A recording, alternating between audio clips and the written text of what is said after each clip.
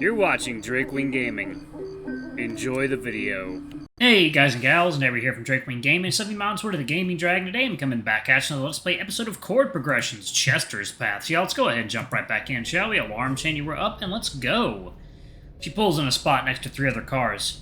One's an older luxury car. Next to it is a newish economy crossover. Next to that is a sporty sedan. Not quite a street racing car, but certainly not cheap.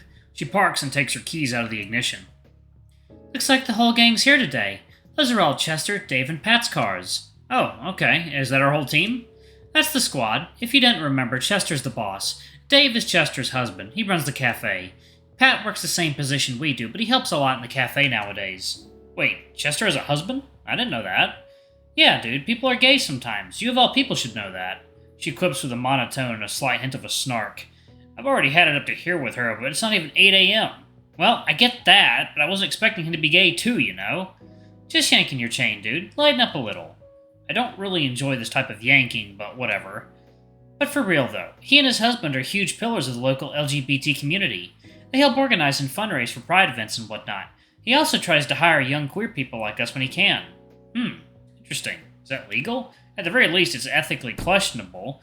We exit the car and I follow behind April. She leads me behind the building to a door situated next to a few dumpsters. This must be our employee entrance. Looks like this is our break room. Definitely one of the nicer ones I've ever seen. April makes a beeline to an electronic module located on the opposite wall. Looks just like a time clock device. She punches in a sequence of numbers and places her index digit on the scanner. The module screen glows a bright green. 2 minutes to spare? I like clocking in earlier than that. Keep that in mind. Her tone is stern as she scolds me. I guess she cut me a little slack here. Let's go find Chester. She walks towards the door that leads out the break room into the next room, and I follow suit. Connecting the 4 rooms was a two-way swinging door, equipped with plastic sanitary seals that scraped against the floor and ceiling as it opened. And when I stepped through that door, I could have sworn I died and found myself in a sweet, sweet confectionery heaven. All around me was the smell of sweet pastries baking in hot ovens, accompanied by the comforting scent of freshly brewed coffee. It was at this moment I was starkly reminded that I didn't have breakfast.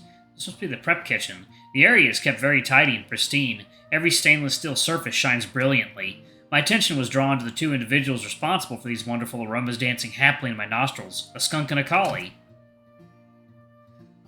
The skunk's rather tall. He's quite plump and very pleasantly so. Charmingly handsome, too. The collie next to him is quite a gem as well. Trim figures like his are also a treat. I'm a greedy omnivore when it comes to my tastes in men's bodies. Not only do I enjoy a good variety, I want to sample them all.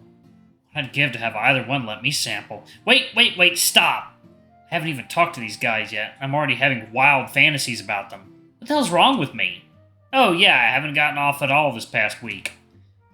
I'm in serious trouble unless I can get a grip. Well, here's our new guy.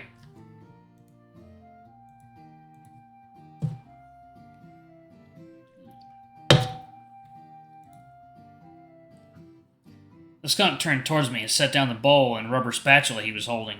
A wide and warm grin spread across his face. The collie only offers me and April a side glance as he continues his task of icing pastries.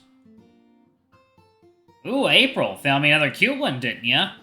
April implied our coworkers were going to be queer, but I wasn't expecting immediate, shameless flirting. Someone as attractive as him was calling me cute? Was this a joke?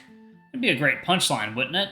Tease me and try to get my hopes up. It's the same shitty game bullies would play on queer kids in high school. Hey, be nice. Chester made his stance clear on getting too flirty with our new friend here.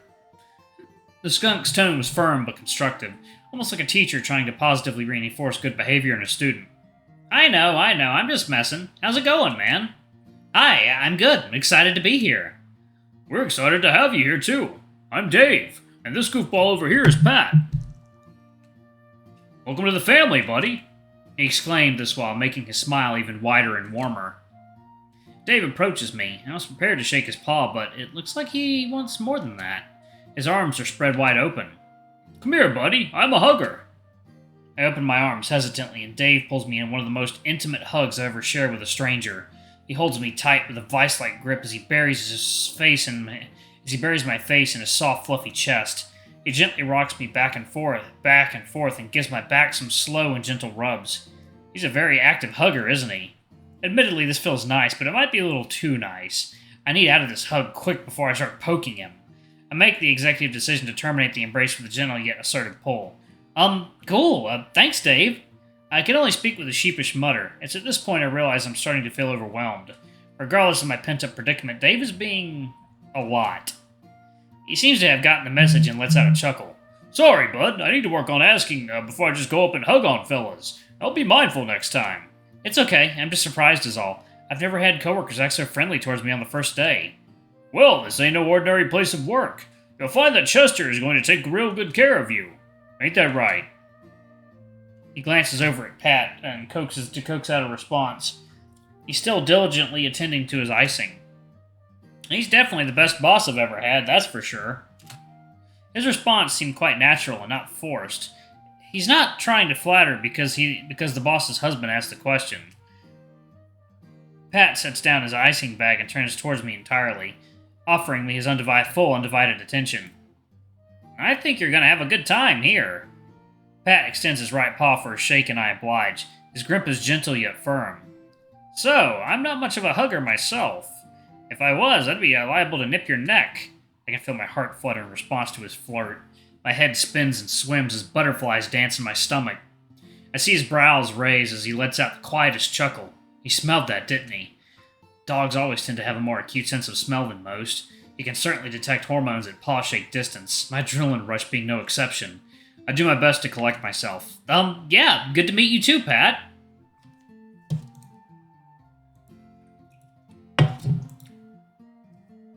We mutually broke our paw-shake. I turned to find April glaring my way with a smirk on her face. She could have warned me about these two. Chester's over in his office. Let's go get your name badge. You good with opening the front of house while we get them all set up, Apes? Apes? First time I've heard that nickname for her. Mariah's never used it. Oh, yeah, I'll be good. She speaks with a satisfied grin and a thumbs up.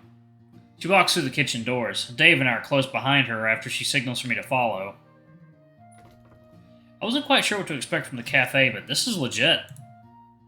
We walk around the counter to find several tables and chairs in the dining area. It's quite spacious with plenty of seating. Just like the kitchen, the space was spotless. The tile floors are practically glowing. All the tables and chairs were neatly arranged, ready for customers. Curiously, the cafe seems to be entirely enclosed.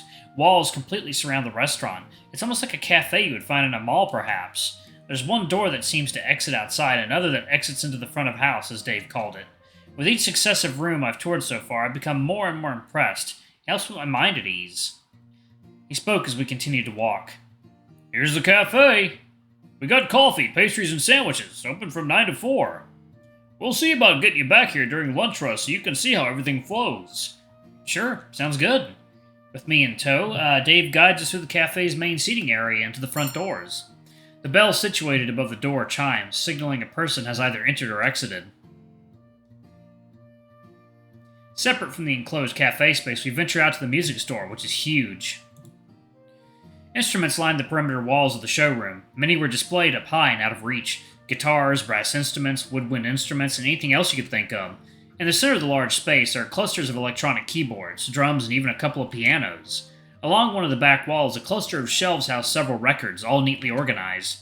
Every product in sight was kept in immaculate condition. The light trickling in through the windows of the shop shined brilliantly on every surface. The floors in this space are carpeted, also kept pristine just like the cafe. I'm also finding an eclectic set of furniture peppered throughout the shop. They range from small bar stools to big comfy couches, lots of places to park your ass while you sample the merchandise, I guess.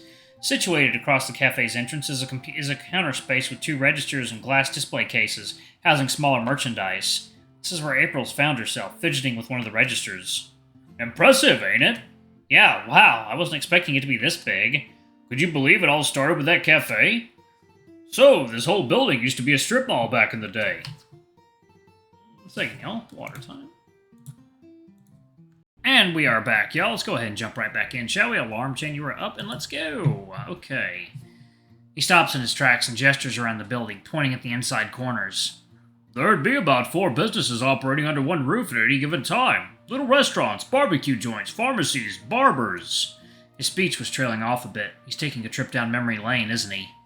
When Chester and I got married, we decided to pursue my dream of opening up a cafe. We scraped up all the money we could and rented one of the units.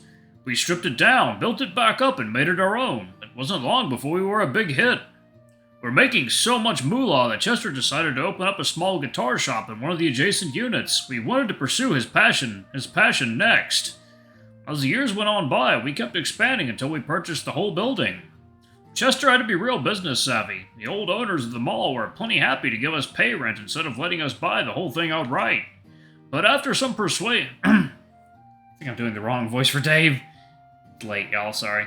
But after some I think I'm doing the right. But after some persuasion and business fan-angling, here we are.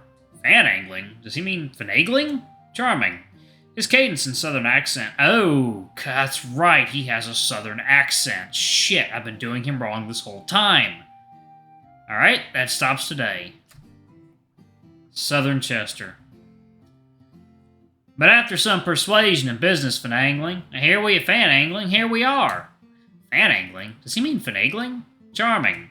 His cadence and southern accent blend to create quite an enchanting voice. I could listen to this man ramble all day. That's amazing you two could pull all that off. It's all thanks to that Chazzy Boo of mine. I just bake stuff. He playfully bats his eyes at me. You dang adorable skunk with your heartwarming ass success story. Even after all that, I'm still left bewildered by the functionality of this business model. I guess I'll find out how all this works after we open. Dave directs me to the far side of the building. We pass through rows and rows of merchandise. I get a better look at the large stage. It must be 3 feet high and has plenty of space for a decent-sized band. It's adorned with a display of amplifiers, guitars, and drum kits, all neatly arranged.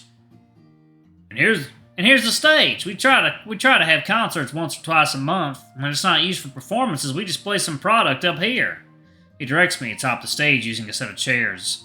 There are 2 large curtains spanning from the ceiling to the floor. Dave pulled one aside, revealing an entryway to the backstage area. He motions for me to go through first. It's like a miscellaneous storage space. Situated in the back corner was another enclosed room. Dave directs me to the room's wooden door, outfitted with an opaque glass window. On the window, a plain black graphic reads, Chester Halford. Dave opens the door and gestures for me to walk through. I took a couple of steps inside, with Dave trailing behind me. Hey, Chaz, I've collected your new friend. Sitting in the large leather chair is a wolfen man, hunched over some papers on his desk. Unlike Pat, Chester seems to be an unselected breed of lupine. He's unreasonably handsome, far surpassing the standards of ordinary men. I'm having a hard time believing this is who hired me. He turns his attention away from his papers to gaze up at me. Ah, there he is. Good to finally see you in the flesh. Hey, Chester. Good to see you too. Jesus Christ, what the fucking fuck was that response? Good to meet me? We already met on the phone. That does it. I'm officially the biggest moron. Reputation destroyed. Stupid. Chester lets out a hearty chuckle, interrupting my mini panic episode. Alright, I'm actually going to pause it right there, y'all. Thank y'all so much for watching. Don't forget to like, comment, subscribe, ring that notification bell. I love you all, and I'll see you all in the next video. And thanks to all of our lovely patrons for all they do. Anyway, bye-bye!